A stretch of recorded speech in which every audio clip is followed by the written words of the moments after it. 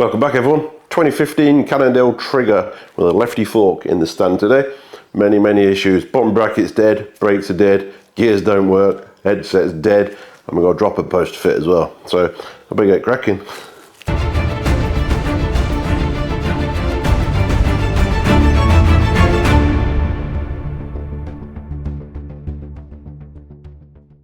Bit of a crazy one, this one. This Fox shock is pretty much unique to this model. I think they shared it across two different frames. It's actually a pull shock rather than a push shock. If this breaks, you can't get a replacement shock as far as I'm led to believe. One person in the UK services these, and the cost is, well, it's quite high. It's a great job by all accounts, but it's pretty much more than the customer paid for the bike by the time we've done this and the Lefty. So the shocks are staying as they are. They work actually really well. There's no damage, there's no leaks, and they're doing what they should do. So they are staying where they are. These gears don't work. It's a pretty simple fix. I'll show you what that is there. The bottom bracket has definitely seen better days. I've got a new one of those that will drop in, hopefully. I've never had a Lefty in the workshop before, but I'm pretty sure that hose isn't supposed to be doing this. That's for sure. It should be going up here, around the inside of the fork to this one. We'll have a look at that. Brake kind of works on the front. I think the customer's had a bleed, but because he took it off here and here instead of here and here, every time you take the wheel off on a Lefty, you've got to take the brake off. He's been using these bolts, so it needs centering every time you take it off. Should be coming off here and here. And his back brake is, well, it's pretty much dead. It does sort of pump up a bit, but yeah, it's not very good at all. And we've got a headset bearing to do as well. I've never done one of these before. I've done a bit of Googling. There's not very many decent videos out there on Lefties, I'll be honest with you. There's several different versions. I've had a quick look and I think I know how to do it, but that could be interesting. Customer also wants a dropper post fitting. Shouldn't be too bad. There is a port around here, so it'll be internally there and then external up to the bar. So the problem with the gears, we'll just look at that first. It's a nice easy fix on this one. So you drop it down to the smallest one. It does kind of work, but this derailleur shouldn't be anywhere near as close to the frame as this. So I think you probably all guessed what the issue is with this one. Let's sort that out, and then I'll drop the wheel out and look at the brake. We shouldn't be able to see this part of the drop out here. The derailleur should be stopping against that. The stop for the derailleur is actually underneath that. So the derailleur angle is completely wrong. It needs to be lifted up quite dramatically. Stop against there, and then I'll fix that. So this part of the hanger here should be above that there. Easy mistake, and it does let you fit it like that. So you basically got to put that in there, fold the derailleur right up there, and then screw it in. And then you can feel that as I let go, that's actually stopping on that stop where it should be. Drop that down there, nip it up. However, I think the bead tension might need a slight adjustment now. I think the customer's obviously tried to fix it with the bead tension, not realising that was miles out, so this should be all the way back here, look. Around about there. Right, let's go down the block now.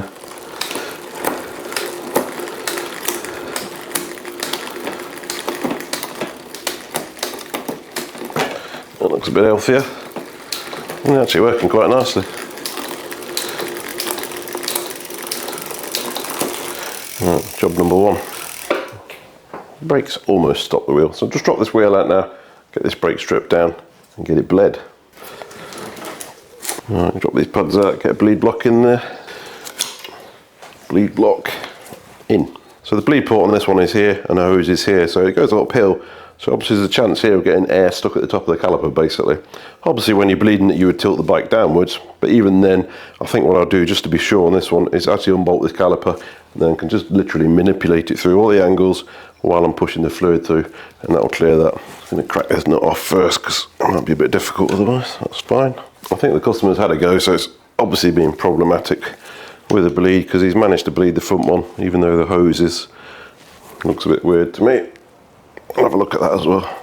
So with that being off the bike now, I can literally tilt it through every angle under the sun, left, right, up, down, and that'll clear it for sure. It's a bit extreme, but it's guaranteed to work. I will also give the bike a bit of an angle as well. I'm just going to put this on to stop the bars spinning. So drop that all the way down to the floor so I can actually reach the lever still. The other lever on the bar is loose. I think he's had a go. So we'll loosen this off so we can spin it around the bar while we're doing the bleed. Right, take this bleed port out. You never know when someone's had a go at it before, you never know. That's good. Okay, plenty of fluid in there. Bleed cup in. Shimano bleed cup. We've got a 3-stroke screw on here as well, so I'll just back that out before we bleed it. Debatable how much difference that makes. I don't like this lever action though, it's very, very slow. So I'm hoping the bleed will sort that out. I'm going to put a drop of fluid in here. Burp that. Oh, there's already air coming out. Alright, just connect my syringe to this brake now. It's a Shimano syringe, it fits perfectly. Crack that open. And what I'm going to do is push that up to the cup. Disgusting. Black fluid. Wow. Pretty grim that is, guys.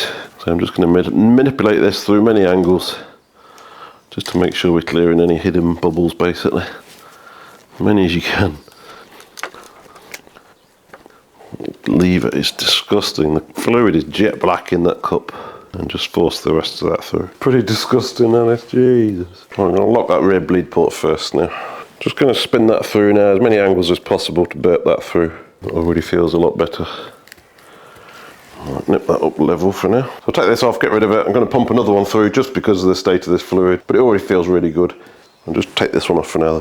Refill that, and I'm just going to fill another syringe and do the same again. Again, that's the caliper locked up again and rock solid. I'm going to take the whole lever off now, just to pivot that around as well. There's a little safety button you have to press to get this off like that. And then again, I'm just pushing this through as many angles as I can without spilling fluid everywhere. Pressing the lever. It's a bit extreme, but I just want to make sure it's right on this one. Just make sure you keep the port covered when you're doing this. You don't want to expose air while you're actually doing this. There's nothing coming out of there. Drop that back on the bar now. Bleed screw back in. Alright, no tighter than that, guys. Put this free stroke back into where it was. Reach adjust was pretty much where it was. Right, drop the bike back to where it should be now. Take this off the caliper now. You see the rotor here has been rubbing on this mount at some point. Alright, I'll clean all this up, get this mounted. Again, when we put the wheel back in, I'll just need to centre that on there, no problem. Hopefully that sorted it. Feels rock solid at the lever, it really does. Put your rubber cap back on, put the pads back in. Pads are actually in really good condition, metal pads. Probably a good condition because they've never been used. Just drop a little Allen key through there just to line things up, makes it a bit easier. Put this bolt back in. Nip this up gently. I'll clip on the back. Done. Right, I'm going to put the wheel in and see how the lever feels against the rotor. And I'll probably take it back out again just so we can clean this derailleur. Wow. This Freehub is, well, not very freeing. I'll have a look at that as well. God, almost solid.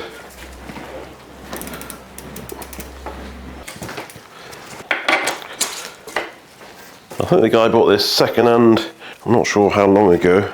Well, he's had to go, like I say, he's had to go at one of the brakes and then give up, I think. Right, we're rubbing on that caliper badly, so I'll just straighten that up now.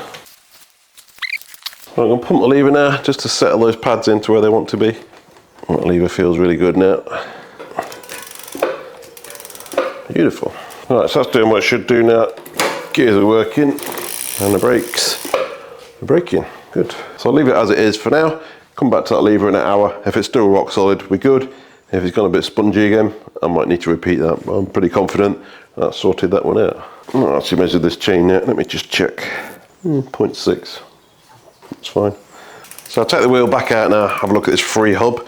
It is actually freewheeling. If I let go of the pedal now, if it was particularly sticky, it'd just keep basically rotating itself. The whole bike would be pedaling auto sort of thing, but it does actually freewheel, but it's very, very sticky. So I'll just pull it out and see what's going on. And this cassette is literally full of mud as well, so. Right, I'm just going to pull this cassette first. Oh my God. So a special front wheel on this bike, obviously for the Lefty. And this is the matching rear, so I'm not sure what happens if you have a problem with that. I'll tighten it. If you have one that's sticky like that, get yourself a rubber mallet and hit it backwards. But basically what's happened is it's driven itself onto the Freehub and bitten in. It's not seized with rust, it's just bitten in. So all you need to do is gently tap these back round, maybe one at a time. If that won't work, you're going to have to go to a screwdriver and take them off one at a time. Just be really careful not to bend anything. There's one. It's literally just full of mud, look. Good. Coming off. And up it. Alright, so this Freehub should come off now. Just got to take this end cap off, and this will literally just pull out, hopefully. That just comes off like that. Looks like there's a bit of a clip on this one. There's just a clip on there that retains that in. Yeah, it should come off. Like that. Plenty of grease in there. Probably too much, that's why it's a bit sticky. The bearings actually feel really good though. So it didn't sound bad on the stand, it was just sticky. Way too much grease in here. Wow. Right, I'll clean all that up until that axle just pulls out now. Remember what order everything goes back in. I'm going to take this rotor off so we don't get it dirty while we're cleaning it. They're super light, these wheels, really nice. None of this should be in here, it's far too much. God. On the Freehub there's just these two poles, but look at that, it's just literally been stuck down with grease. Too much. It does eventually go back, but wow. Get this seal off, remember which way around it goes. The face is inside. You should just slip it. Can't believe how much grease is in it. There's a little spring in here that's basically holding that in. So this should just come out. Don't lose the spring.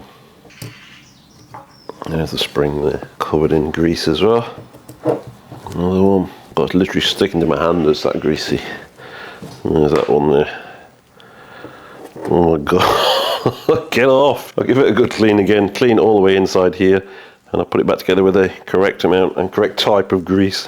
Right, so that's clean. Bring back the grease in there, that is fine. I'm using Shimano Freehub grease here. I've got a Q-tip now, I've just cut one end off.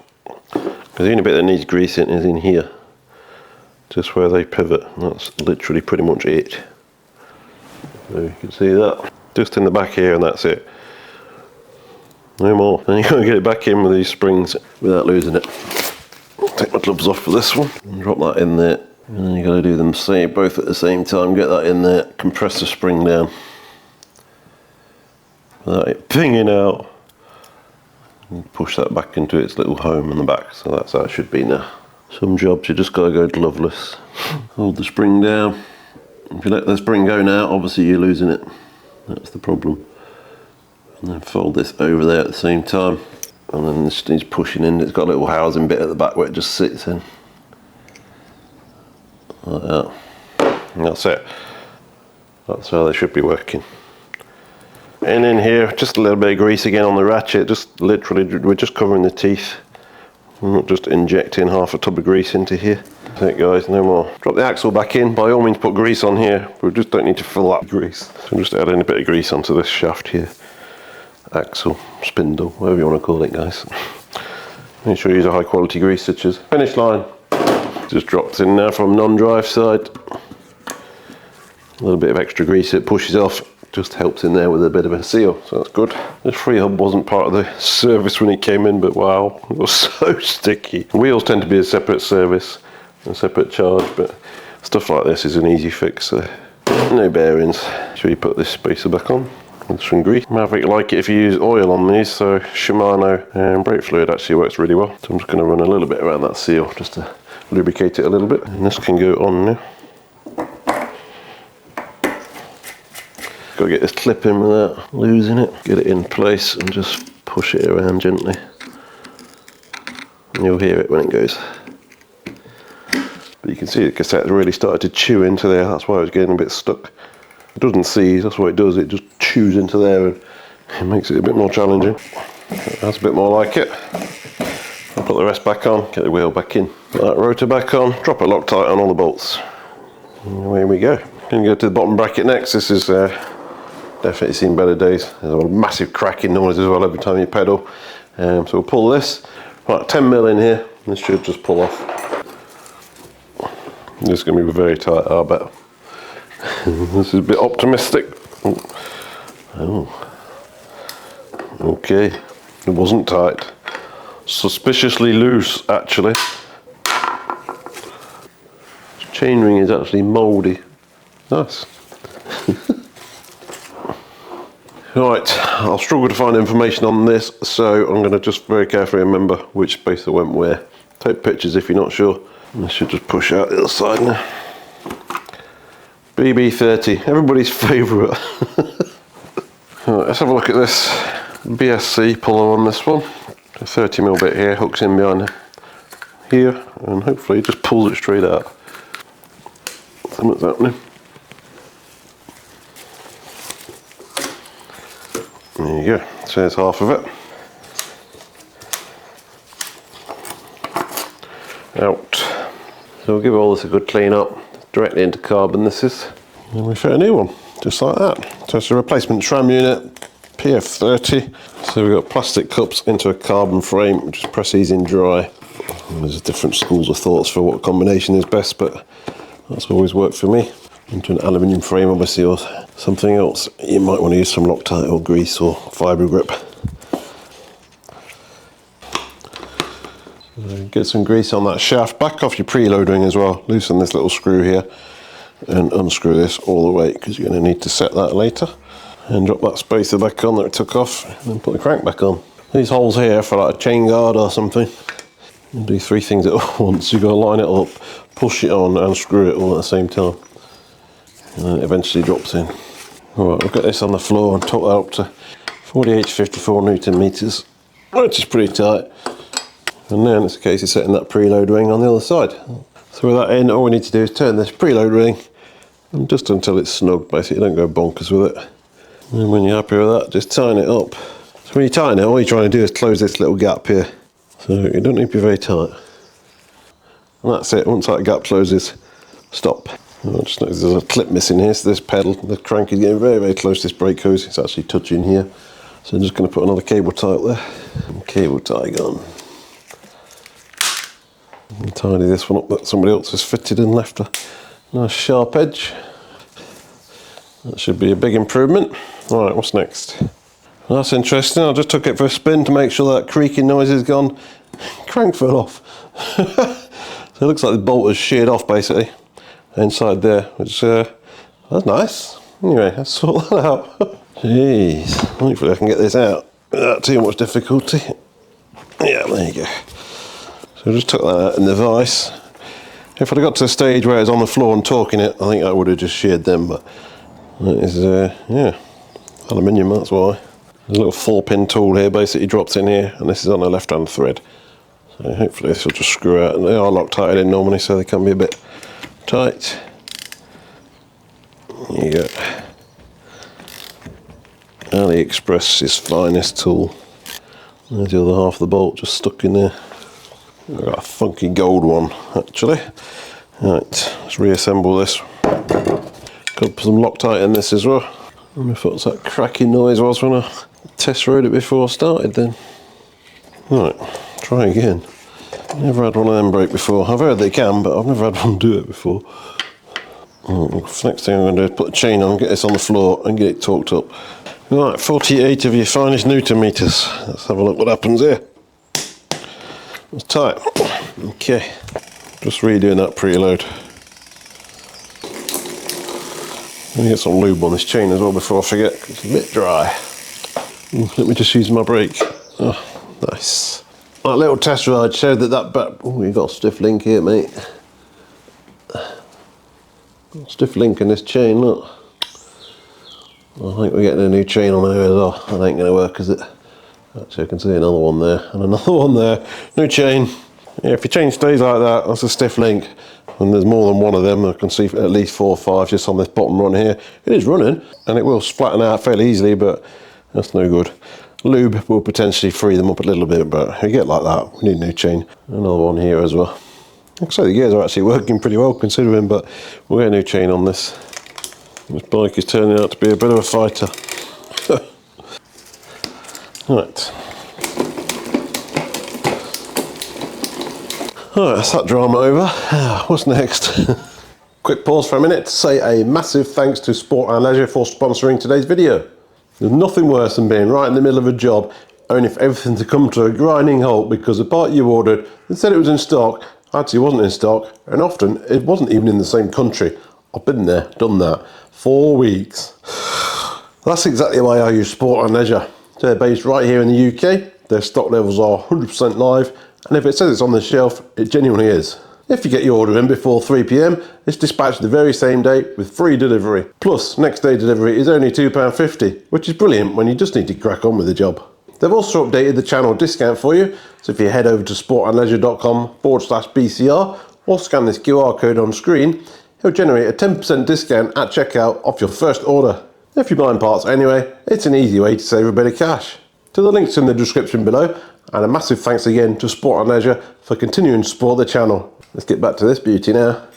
So move on to the headset next. I'm going to take this wheel off. Got to take the brake off to get the wheel off, and as I say, when it came to me, this was unbolted on the caliper here, which is obviously not right, because you just got to reset your brakes every time otherwise. We'll take it off and do it anyway again later. There's a small cable tie holding that hose to this shield thing. Take that off. The brake's basically completely off now. And the wheel just comes off on here. Very much like a self-extracting crank, really. It pulls itself against that inner part. Comes straight off. Give all this a clean up. Alright, now I'm going to do the headset bearings. To be honest, it's making me a bit nervous. I've never done this one before. So, go look at these bearings. I've never done one of these before. And like I say, I've done a bit of Googling. Found a few videos, but because the guys took the stickers off this forks, or the previous owner has, I don't even know which model it is, so that's making it a bit more challenging. So first of all, you take this top cap off. And this is a completely hollow tube here. There's nothing in it at all. It's just completely hollow. There's literally nothing in there. It's just a hollow tube. The way this is designed, there's no compression on these bearings. Basically, this is a precision fit, really. So you take the stem off, and then this fork will slide off. Put the bearings in, then slide it back in. There's no way to adjust the height of this, basically. So I think the challenging part, by all accounts, is getting it back over this seal without damaging the seal. So let's have a look at that. Like I say, I've never done one of these. There is a special tool that Cannondale used to make for it that seems to be pretty much impossible to buy now. So we're going to have to go without that. It's called the Ernie. It's basically a bit of plastic, really, that you just tap it in and out with, by all accounts. Can't even find a 3D file to print one with. I'm just going to undo these crown bolts. The stem's obviously got to come off as well. And we'll see what happens. The seals are available if it gets damaged. So some people say put it in the fridge, put basically this fork crown in the fridge to shrink it a tiny bit. So I'm definitely not servicing the fork. I'm not equipped to do that. There's a million and one special tools you need for that. I'm not going anywhere near that. Did get a quote for it, like I say, for the Lefty and the shock itself. I think it's best part £600 with shipping, etc. So them both to be serviced. And I think the guy paid £900 for the whole bike. So fair chunk, but it can be done. That's a good thing. Still support out there. I'll just take the stem off, like so. Stem's off, and just rest this bar on this table here, and then we'll try and get this bit out. So these are super loose to the extent where I'm just going to take them out. Nothing holding that together now. Some spacers on the top, they just come off. And this tube, I'm led to believe, will just tap out fairly easily. I think this is what the Ernie was for, because it gets sort of halfway, and then you struggle to get it out. So that's practically just fell out, so that was easy.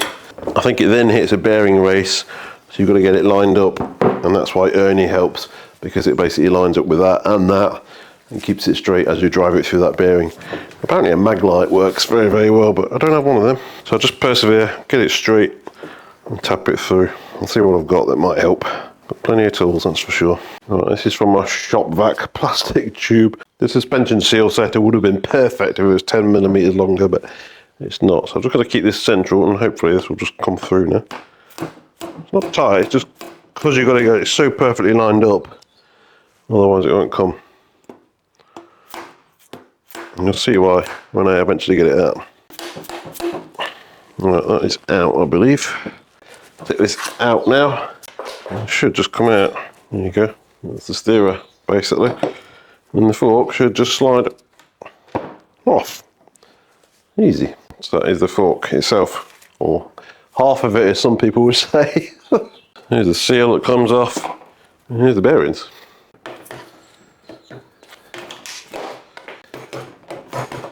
There's the other one. So 2 bearings. I didn't actually feel that bad, but it felt pretty bad in the bike. And we've got new ones anyway. They appear to be the right size. That's a winner. Right, I'll clean these up, get some grease in there, I guess, and try and put it back together with that Ernie. If anyone's got an Ernie they don't want anymore, let me know.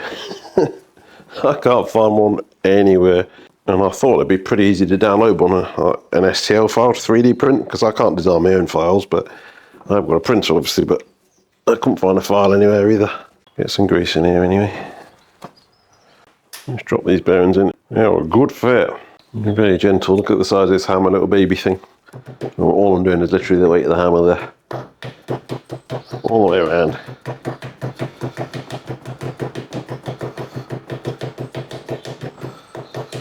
It's in. Same on this one. And by all accounts, this is the hardest bit, is to get this piece in here with the seal at the same time. Because this is my first experience, guys. Well, it looks like it's going to go in easy. And then you've got to get that steerer tube back in. And this one here, you can buy these as replacements. I've seen these. It's literally just a hollow tube. But get this started. Get it started. And then the difficult bit is getting that aligned again to come through that bearing on its race, because you've got this step here is what the issue is. This has got to go past the bottom bearing to get to the top bearing. And you've got to get this in super straight, otherwise it's going to get wedged in there. Bottom bit's tapered, top bit isn't, which is nice of them. Oh, and you've got to get this seal in at the same time. So, to be honest, it looks like it'll go in pretty well. Just got to get this in straight.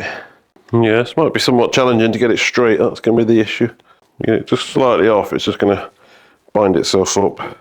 I can see why Ernie would definitely be helpful.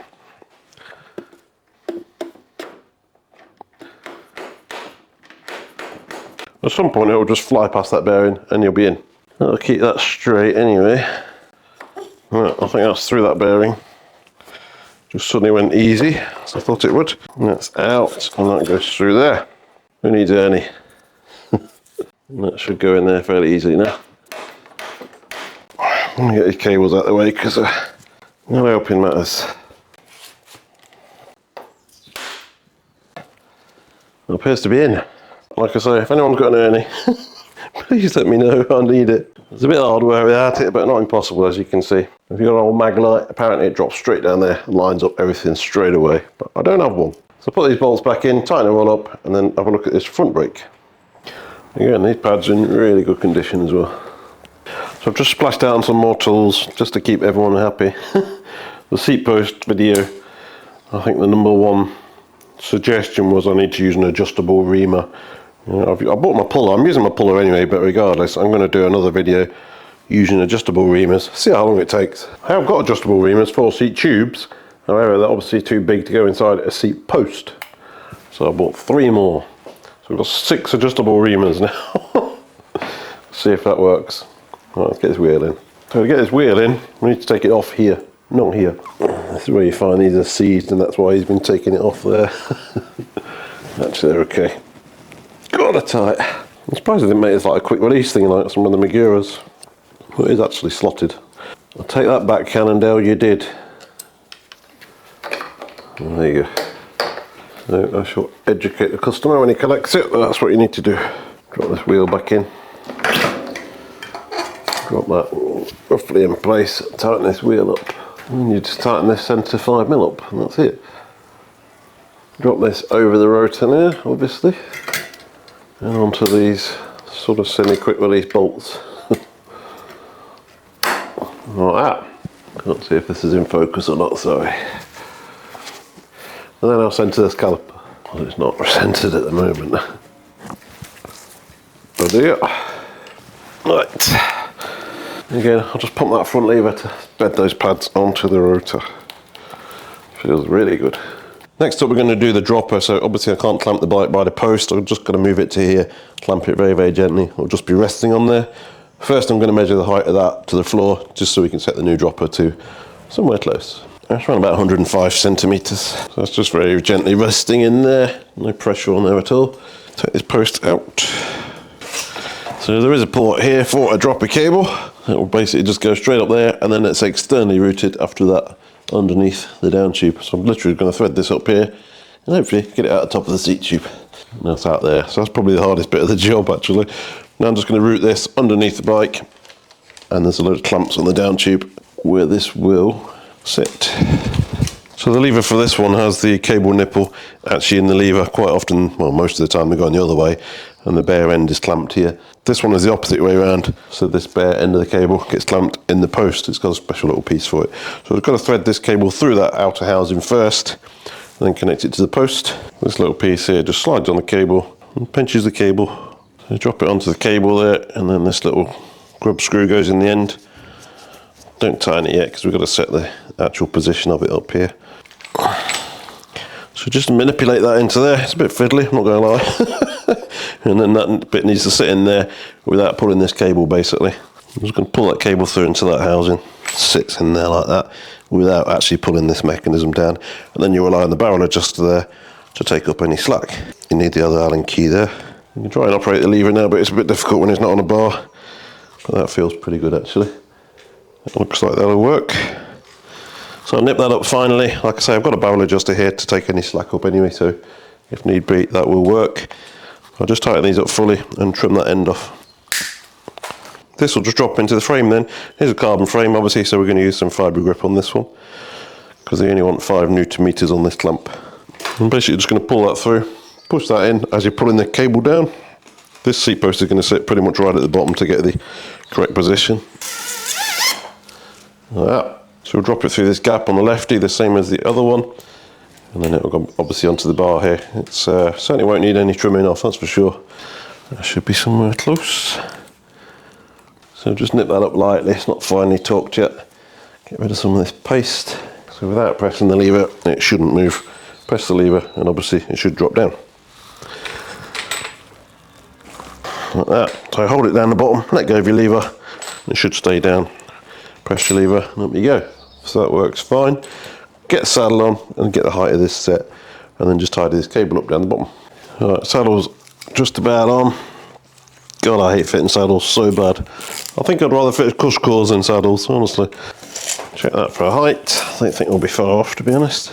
Pretty much exactly where it was. I'm going to drop this down 10 mil. Just drop it down a fraction, and that should be pretty much exactly where it was. Going to give this 5 Nm. So with that all fitted, I've just turned the bike upside down. It's just going to be a lot easier. And all we've got to do is loosen these 3 clamps here and slide the hose in there. 4 clamps, slide the hose in, and we're done. So there's an empty slot there, nip it down. That's that fitted. I don't normally have the bikes upside down, but on something like that, it's just so much easier. Just took it for another quick spin. The crank didn't fall off this time. That's a bonus. Dropper's working. Everything's great apart from this back brake. The performance is pretty poor and pretty squeaky. So just see if we can improve these a little bit. Take these pads out. The lever feels great, but the performance is not so good. And they're a bit squeaky. They are metal pads though. We're just going to refresh these on a bit of sandpaper, clean the disc, and also refresh that as well, just to give it some fresh material to bite into, and hopefully that'll sort that out.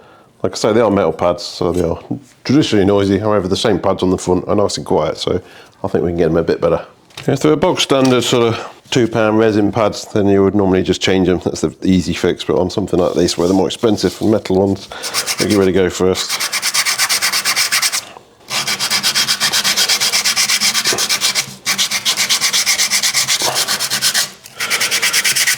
I don't normally do this, but we'll give it a go just for the sake of the video, see if we can improve it. Not normally worth the workshop's time, and just put new pads in and away you go. Get them bedded in. Hey, look how a new set would come out of a box for metal pads. Again, clean cloth on these and a load of brake cleaner. And just keep going until this comes up spotless. They're already pretty clean, to be honest. There's no sign of any residue on these at all, so where it's come from, look at that cloth, it's pretty much spotless. Also just going to scuff up this brake surface. I'm going to bed them in on the sinter machine, so that'll put new pad material onto this. And just do the other side as well, obviously. So that's just lightly scuffed up there. Put the pads in, I'll get them on the sinter, get it bedded in properly. Get these the right way around, they are marked left and right, a lot of these, especially these Ice Tech pads. Get them the right way around. They will fit the other way, but don't do it. So this is what I would recommend. If you want to try a sort of DIY approach to stop your brakes squeaking, this is what I would recommend. Like I say, I don't normally do this, but just for you guys, I'll show you what you can try. If you've got any serious contamination on organic pads, just throw them away, guys. It's absolutely not worth the hassle. Pads are so cheap. Get some new ones, clean your rotor, try again. Right, that's in. I'm going to get this on the sinter, bed her in, and go for another quick spin. Right, so we're on Ice Tech 180, 2-piston rear. Let's go.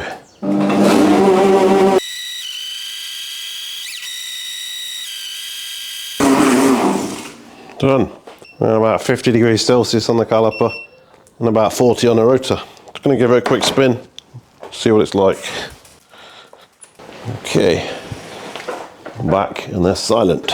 Right, we're all done. Everything's working. These brakes are pretty phenomenal actually. I've just been in for an extended test ride to make sure nothing else falls off, and everything is good. So cranks are done, gears are done, brakes are done, dropper works really, really nicely. I can't remember what else I've done. It's been a long list, but yeah, everything is working brilliant. Don't let the customer know this is ready for collection.